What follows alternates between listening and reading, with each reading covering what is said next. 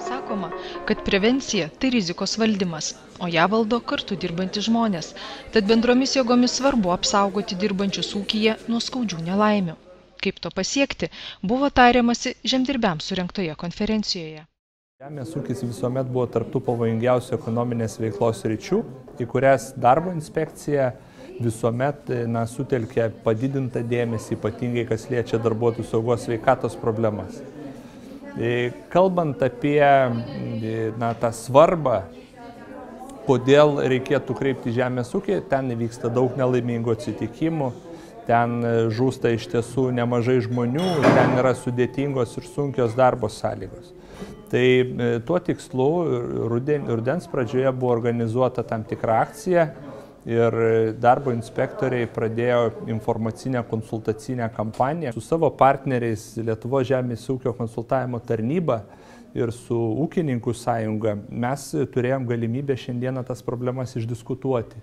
Kas yra ypač svarbu, kad ta diskusija įvyko ūkininkų akivaizdoje, tai būtent tos tikslinės grupės, į kurią tiek mes, tiek ir konsultavimo tarnyba labai atidžiai orientuojasi. Kuris išaiškins vis dėlto mums, kas tai yra nelegalus darbas? Tai pernelyg drąsu teigti, kad aš galėčiau išaiškinti jums, kas yra nelegalus darbas. Net mokslininkai dar iki šiol nesutarė, kokie tie požymiai to nelegalaus darbo. Yra tam tikri kriterijai tik nustatyti ir įstatymė įtvirtinti, kurių reikėtų laikytis. Mes stebime negatyvę tendenciją iš tikrųjų, kad žemės ūkyje nelegalaus darbo atveju daugėja. Aišku, vertinti procentais, tai apie 8% tik to nelegalaus darbo nustatyto atveju yra žemės ūkyje. Tačiau lyginant su 2009 metais, jau 2012 metais mes pastebėjome, kad atvejų fiksuojama žemės ūkyje išaugo 2,5 kartų. Tai tokia tendencija neramina, kadangi žemės ūkyje yra dirbami pavojingi darbai ir nelegalaus darbo faktai yra ypatingai blogas reiškinys. Žemės ūkis yra specifinė ūkio veikla, kada pasižymė tokie darbai sezoniškumu ir tam tikrais atvejais trumpalaikiškumu arba trumpalaikis darbas reikalingas. Tai įstatymų leidėjas yra sumanęs tokią iniciatyvą ir tikrai gal jinai bus naudinga ir tikrai reikalinga, turėtų būti naudinga ir reikalinga, tai paslaugų čekių įstatymas, kuris mažina riziką naudoti nelegalų darbą, apmokant už paslaugas tiesiog čekių, už tos trumpalaikius sezoninius darbus, dėl kurių sudaryti darbo sutartį praktiškai ir būtų dėl biurokratinio viso, dėl įforminimo, dėl formalizavimo darbo su teisinių santykių būtų galbūt ir nenaudinga. Užtektų išrašyti paslaugų čekį ir automatiškai tai jau nebūtų nelegalaus darbo faktas. Kalbant apie šiuolaikinės žemės ūkio technikos naudojimą, moderniaus technikos naudojimą, žmogiškosios problemos yra tokių dviejų aspektų. Tai pirmiausia, darbdavių, įmonių savininkų, ūkininkų lygyje ir darbuotojų, kurie dirba su tom mašinom, su įvairiais įrenginiais. Daugelis nelaimių, kurios įvyksta su darbuotojais, dažniausiai vyksta dėl jų perdėto pasitikėjimo savimi. Tai štai mūsų anketinės apklausos metu nustatyta, kad daugiau kaip pusė traktorininkų save vertina saugos srityje pakankamai patyrusiai ir jiem kažkokių papildomų žinių, mokymų lyg ir nereikėtų.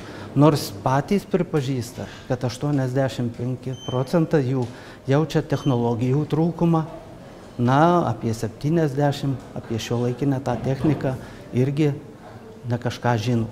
Tai štai čia ir atkreiptinas darbdavių dėmesys, kad nereikėtų pasitikėti aklai darbuotojų optimistiniam nuotaikom ir ypatingą dėmesį atkreipti, kad jie būtų tinkamai mokyti, paruošti ir dirbtų su jau žiniomis įgytomis su konkrečiu įrenginiu.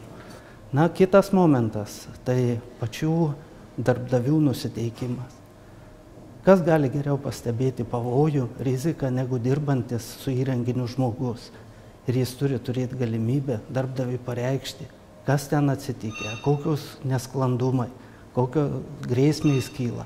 Galbūt jis kartais suklys, bet darbdaviui reikėtų jį išklausyti, suprasti, paaiškinti. Tada tik galima tikėtis, kad rezultatai nebus tokie liūdni, kaip pirmais metais dirbančių. Na, tarp žuvusiųjų pirmais metais dirbančių yra pusė. Žemės ūkyje žmonių kaita tikrai yra nemaža ir tikėtinas rizikos didžiulis elementas. Mes nesame vien tik formaliai įstaiga, didelį dėmesį skiriame ir prevencijai. Ir mūsų tikslas yra, kad kiekviena darbo vieta turi būti saugi, kiekviena gyvybė turi būti saugota. O tendencijos pasaulyje yra šiandien tokios, kad vertė reikšmingumas žemės ūkio vis tik tai didės, intensyvumas įvertinus į gyventojų augimą ir poreikį energijai didės, tačiau matant ir iš patirties kitų šalių, nė vienas klausimas savaime nesispręs. Geresnė technika, geresnės technologijos galimybės, didesnės investicijos reikalaus pastangų iš ūkininko, ne tik tai reiškia gebėjimo mokėti procesą, bet ir organizuoti darbą taip, kad būtų užtektų dėmesio tinkamo ir saugiam, sveikam darbui ir sveikai aplinkai. Darbuotojų saugos ir sveikatos reikalavimų nesilaikymas brangiai kainuoja. Jei neaišku, kaip saugiau organizuoti darbus, įvertinti sveikatą ir gyvybei gresiančius pavojus, naudinga kreiptis į specialistus. Dėl didelio užimtumo, ypač sezono metu, žemdirbiai yra ne visada pajėgus susipažinti su teisės aktais ar jų pakeitimais. Todėl atsižvelgus į žemdirbių poreikius, tarnyboje buvo pradėta teikti darbų saugos paslauga.